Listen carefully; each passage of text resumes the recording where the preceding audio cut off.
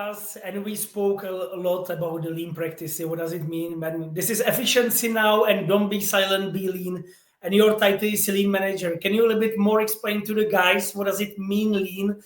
Just in 1-2 minutes, just really to get understanding why the lean is so important. How do you see it, and why it's beneficial?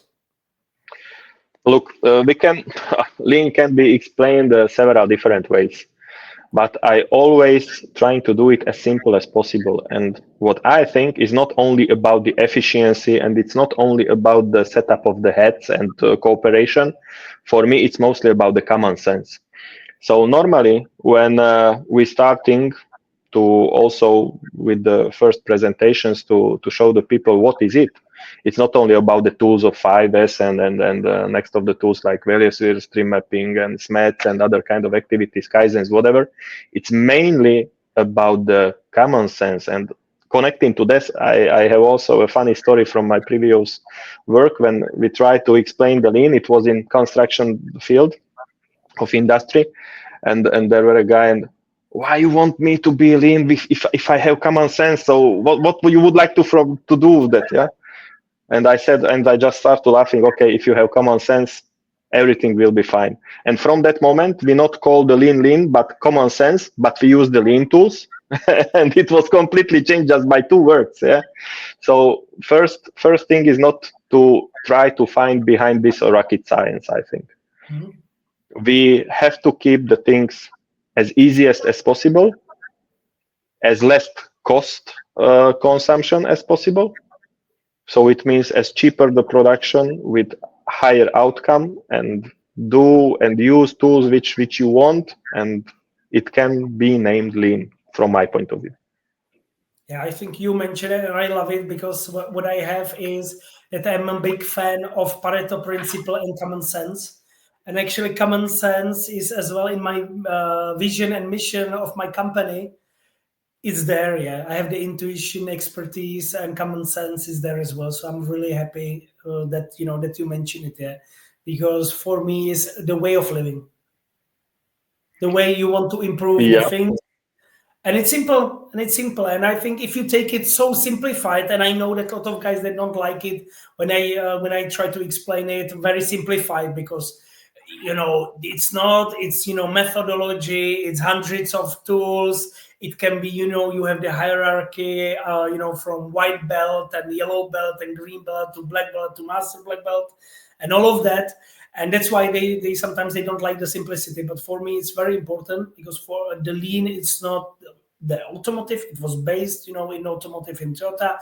But for me, it can be applied everywhere and in daily life. And by the way, we apply it. I don't mean me, but we as a people, we apply it when I do a lot of trainings. And I just say, hey, guys, about the 8 kinds of waste, please try to find something in your factory.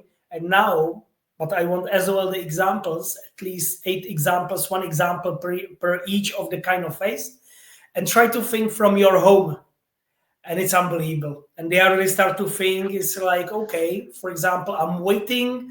The example, some man, it was funny. He was mentioning, and he said, I'm waiting for the bathroom, because my wife is doing the makeup for 1 hour. Yeah, so. And all these examples, and it's actually it's true, or we just buy a lot of things because now it's in the discount, and we are buying 20 packages of milk, and then we throw it away because we didn't consume it. So overproduction and inventory and all of that. Yeah. So I really love it when the people start to really think that, guys, this is not a higher level rocket science, aerospace, whatever. This is the daily thing, and just use the common sense. And this is the easiest way how to explain it. Of course, there are hundreds of tools, but do you really need that amount of tools every day for each issue? I don't think so. Maybe it's enough to get the one, but the right one, and it's fully enough. For me, when I'm starting to really open the discussion, I say, hey guys, do you know, because normally my peers, I start always with top management. Yeah. And I say, hey guys, do you know what is your leadership role in reflection to lean? Let the people think, create the environment that they are not afraid to bring the ideas, put the ideas on the table. And your responsibility is to look at it and try to implement, and that's it. Yeah, Yeah. and you Give will the be support. and give the support there, and that's it, and it's unbelievable. And in many cases the management is just get I would say frustrated, because now it's the goal, and I say, guys, this is your responsibility. So if the system doesn't work, if the people is not giving you enough ideas, you didn't create the environment, or you didn't support enough to or the people, they don't trust you, or you were not able to implement the things. Because of course, Robert, if I come to you and to say, hey Robert, I have 5 ideas, I come in 1 month back to you and to say, hey Robert, so how about my ideas, and nothing happened. Do you think, am I going to put more ideas on the table, or I just Not think resign? so. Not think so. And this is the standard way of thinking of the people. If I put in some kind of activity energy, I really expect that something will come up.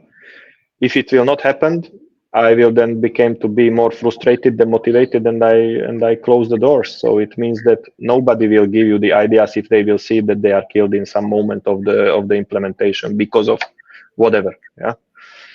So one thing, and the second thing, if the idea is coming, not all of the idea is useful. Yeah. So this we also have to tell that not everything is possible to implement, because some of those things are just not giving sense. Yeah. And again, common sense, cost benefit, and so on and so on. Exactly, and I think what I see, what's very crucial is communication. Even with if I implement, I should communicate that we implement. And if I say, hey guys, this is bullshit, or this is not a good idea, but thanks that you were giving it, and communicate back. Okay, there is not a return on investment. We don't have money, or it doesn't make sense.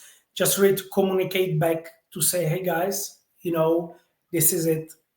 We will not do it, but this is the reason. And I think that everybody will then understand and accept, even if the idea was not implemented. But what I see in many cases is just silence. This is the And this worst case. So was people case. are prepared also for the negative feedback, but they are not prepared for silence, as you said. So if something goes wrong, you have to tell, guys, this went wrong. Next time it will be done on different way, or it will be not done. But if we tell nothing, we just not do that, then the ideas will not come never. Tell me now a little bit more, the fancy words like AI, digitalization, big data. How do you We see are it in using your them industry? How do you see it in your industry, in your factory? already in our industry and in our machines. We are implementing the AI. We are living with it, and it's a part of our machines, which is giving a big benefit to our customers. And somewhere for us, it's a must, because we are a market leader. So it means that we have to be the inventors of the new technologies, and we already using it, and it's a big support and help for the future, and for the getting also the data, and for the savings for our customers, because it has a huge, let's say, future. And we are very on the beginning of the AI as it is, but I think it will bring in the future, and in the close future, very big things to the table. So it's, for me, it's a very positive step forward. Okay, thanks for it. How about, can you tell us a little bit, how many machines per year, just roughly, do you produce? Because it's quite interesting. Yeah. We are not let's say a big factory, because we have long production times. So we have long production times and very huge variety, possibility of the variation of the machines, which is finally the killer of the efficiency, because small volume, big variance, it's really tough to solve and find a way how to do it. We are around 1,200 machines a year, something like this, what is not that small volume in comparison, of course, with 1 minute per car. It's a completely different story, but the technology and the things behind, I really need the time to produce and to put it together to assembly. But we are a small volume production, let's call it like this, due to the processes, due to the type of the field where we are making our machines. And this number is, I think, not record one, but it's very high if I take a look for the variances and for the time which is needed for production. for production of the machine. Oh wow, amazing. From this 15 years of experience, so it's not about just now Tomra that you mentioned, but I mean generally, can you tell us, I would say the biggest success out of these 15 years? And I would call it as well the biggest, the fuck up. So it means some project really went wrong, yeah, because the life is always about the good and bad, yeah.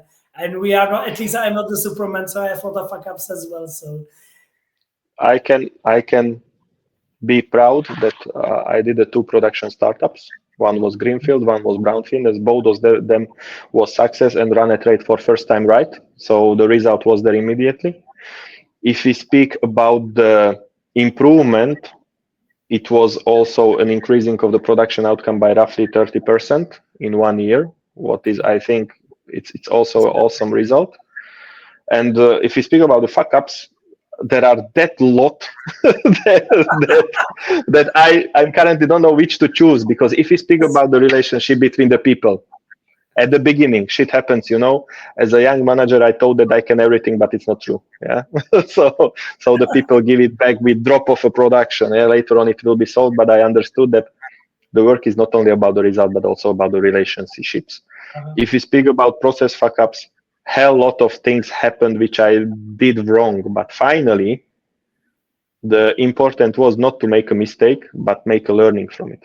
And this is what I already also can recommend to the young people when they come to work, that the first step is not to ask for for intergalactical salary, yeah, but the first thing is to earn knowledge, put results on the table, and the rest will come. But not want to have immediately everything without any kind of experience, because it will not work.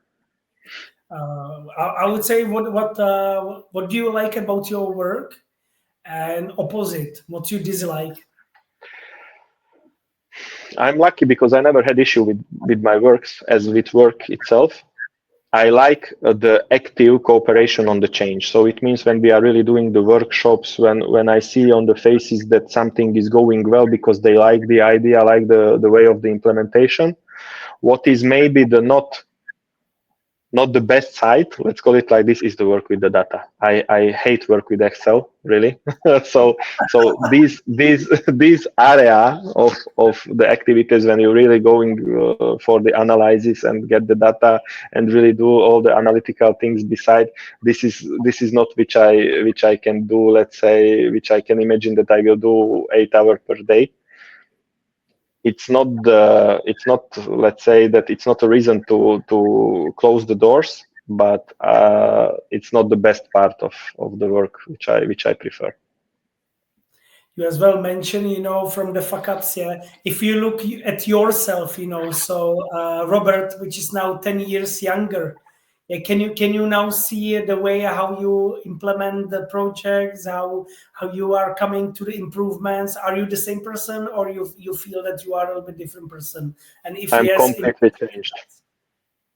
I think I completely changed in my mind, and I slowed down.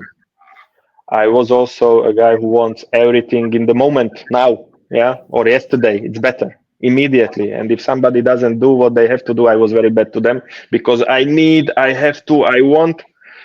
Now it's like, okay, let's take a look. Let's think if you have right or me have right, and then agree on the steps and do it calm and have fun, not like pressure and immediately and now. And this changed because I'm calmed down. Of course, 2 daughters also, yeah, the family gives a feedback that you not need to be that hurry, because yeah, sometimes the things just happening, and on some things you have no impact, and this is important to understand. To things on which you have impact, do feel bleeding from the nose, but for the things which are beside you and you can't anyhow impacting it, let it be, and go for the things which have added value and bringing the results. And as well, you mentioned for me what's very important, what you can influence. Yeah?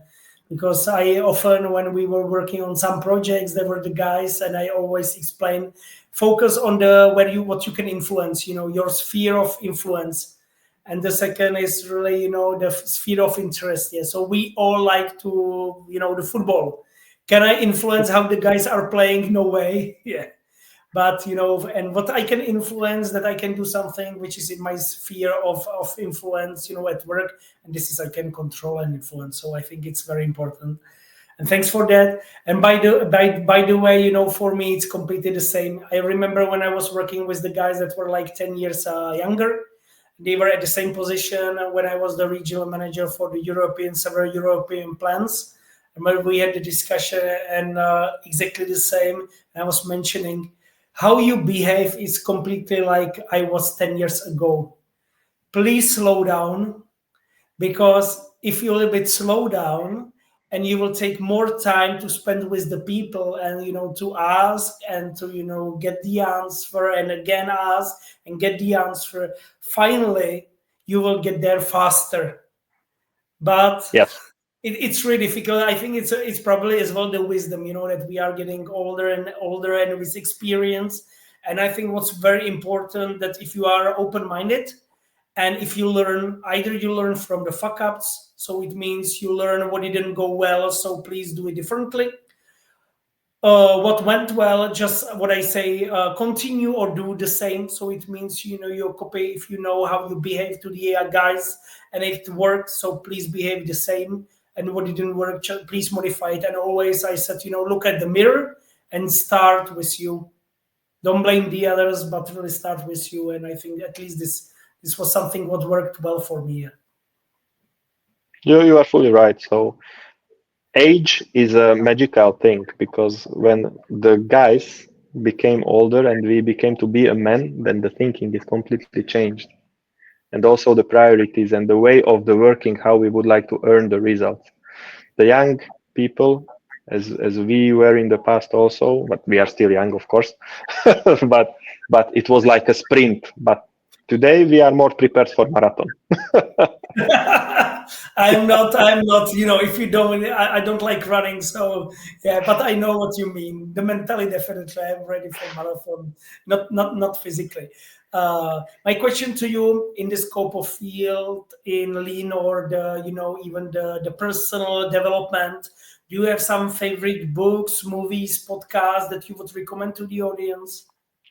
If you speak about the book, so it's maybe Baťa. Som Baťa, dokážem to. This is, it's a standard one. Baťa is known everywhere. It's It's yeah, one by of the the, way, the Batya, the very famous Czech guy who yeah. emigrated to US and Canada.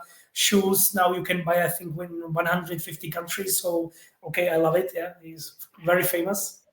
Of course, there are different kind of literature about the kaizens and everything around. But if you speak about book, Baťa was the book which I really like to read. And if you speak about the films or movies or whatever, we can take out, for example, the Russian Job.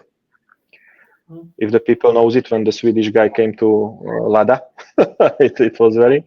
Also, the founder. If we speak about the McDonald's and the founder and the tools usage against the let's say the increasing of the company, and today it's a phenomenon. But also a 10-minute small animation, our iceberg is melting. So this is also a short piece of really lean motivation and problem solving. But there is a hell lot of films where we can take up sense which is connected also to the lean thinking or overloading. When we speak about the whiplash here, the guy almost burned off because he wants to be the best young guy. Later on, what was the result? So there are a lot of things or movies we can mention, but I think those ones which I mentioned now are for me the famous one. Yeah, If thanks we for speak that. about this, if the improvement 10. Yeah, I love it. Yeah, what you mentioned, definitely founder, with Michael Keaton about the McDonald's, and definitely Swedish guy in Lada. So it's unbelievable movie. It's very bizarre. Is the reality? It's very bizarre. Yeah, I love it. Yeah. We are now really coming till the end. So my last question to you, and we a little bit were speaking about how you behaved 10 years ago and how you behave now. But now let's, try to give some advice to much younger guys, at the age of 20 after the school. What advice would you give them to be a great lean manager? Calm down, learn as much as possible, listen to the people and get the experience together with the people. not fight against them, be a part of their thinking. And this is the most important from my point of view. Thanks, Robert. Yeah, I need to fully agree. So thanks for this. Yeah. So we are really coming till the end. This was the podcast Efficiency Now. Thanks, Robert, for joining. Thanks as well. So don't be silent, be lean. My guest was Robert Pasztor, lean manager in Slovakia company Tomra. Robert, thanks a lot for joining. Thank you for the invitation. It was a pleasure. Thank you. Thank you. Enjoy the day, and I wish you a lot of good improvements projects and really working with the guys. Thank you very much. Take care. Thanks. Take care.